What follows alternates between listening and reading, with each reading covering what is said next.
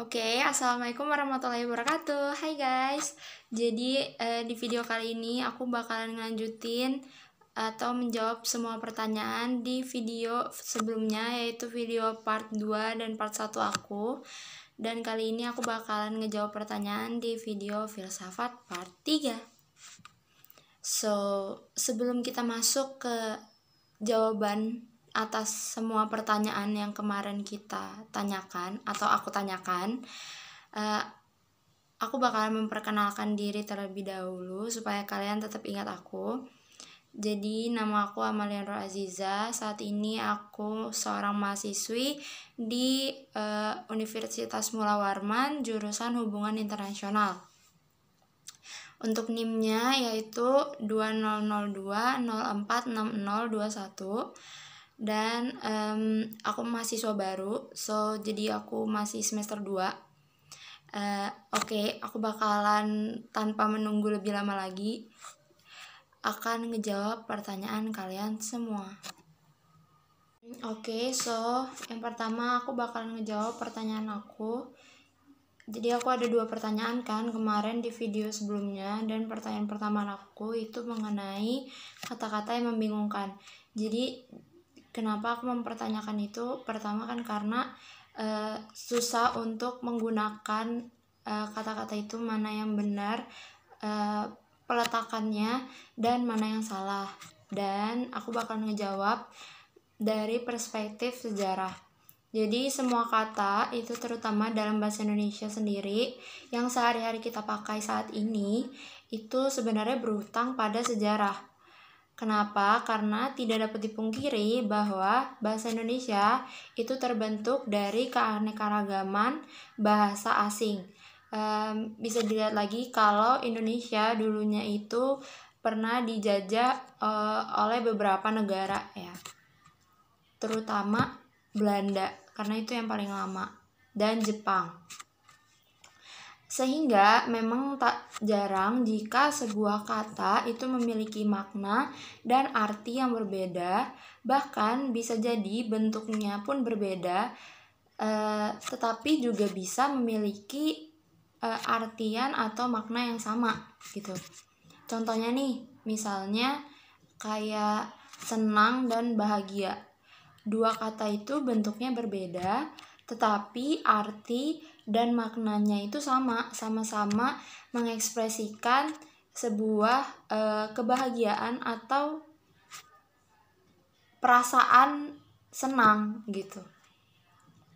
Jadi memang dalam penggunaan kata itu di berbagai bahasa pun terkadang memiliki kesamaan dan ketidaksamaan. Dan hal itu sangat wajar sekali, mengingat bahasa sendiri itu merupakan sebuah alat komunikasi yang sudah digunakan sejak pada masa nenek moyang kita. Alhasil, emang untuk penggunaan kata tersendiri itu agak sedikit rumit ya. Jadi emang bisa kita lihat bahwa misalnya gini, penggunaan bahasa aku dan saya itu tergantung oleh tingkat kesopanan atau teks yang akan kita bawakan. Misalnya kita akan berbicara kepada orang yang lebih tua, kita harus menggunakan bahasa yang lebih sopan. Nah, bahasa yang lebih sopannya atau kata yang lebih sopannya adalah saya. Tetapi kalau misalnya kita berbicara dengan yang sepantaran kita atau mungkin teksnya itu informal, kita bisa menggunakan kata aku untuk kita gunakan agar tidak terlihat terlalu kaku dalam pembawaannya, seperti itu. Dan untuk pertanyaan kedua aku yaitu tentang pepatah lama. Jadi untuk pepatah sendiri atau peribahasa dalam bahasa Indonesia itu memang udah ada, tumbuh dan lestari dalam masyarakat tutur bahasa Indonesia maupun bahasa daerah ya.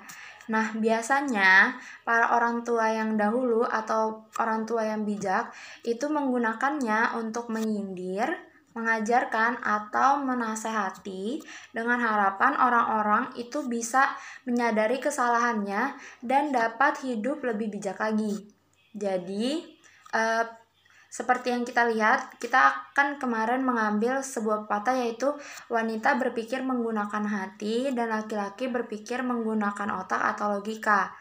Nah, di situ kita bisa melihat bahwa ketika pepatah tersebut digabungkan dengan tujuan awalnya, tujuan utamanya itu sebenarnya bukan untuk menurunkan derajat wanita, tetapi sebagai pengingat, bahkan bisa jadi sebagai penguat sisi kaum wanita.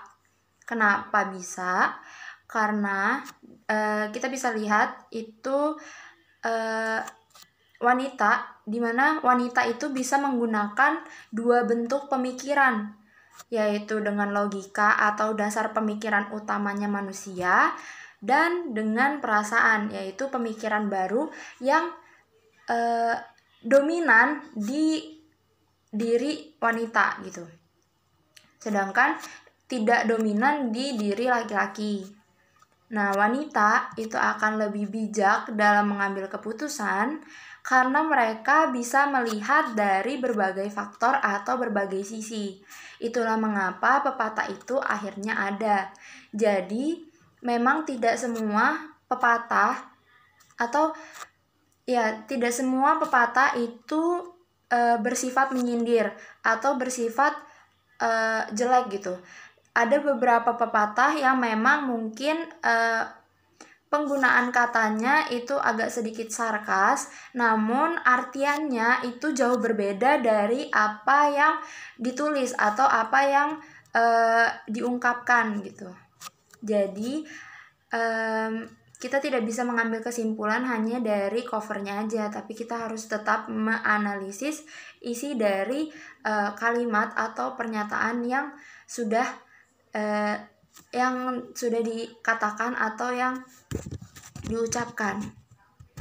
So, mungkin kita udah sampai ke tahap closing statement. Jadi dari dua pertanyaan yang udah aku kasih di dua video sebelumnya dan jawaban di video ini, ketika aku gabung, emang kita tidak bisa hanya melihat dari satu sisi, dan kita tetap harus menganalisis terlebih dahulu supaya kita tidak mengambil kesalahan yang sebelumnya dilakukan oleh orang-orang zaman dahulu. So mungkin sampai di sini aja.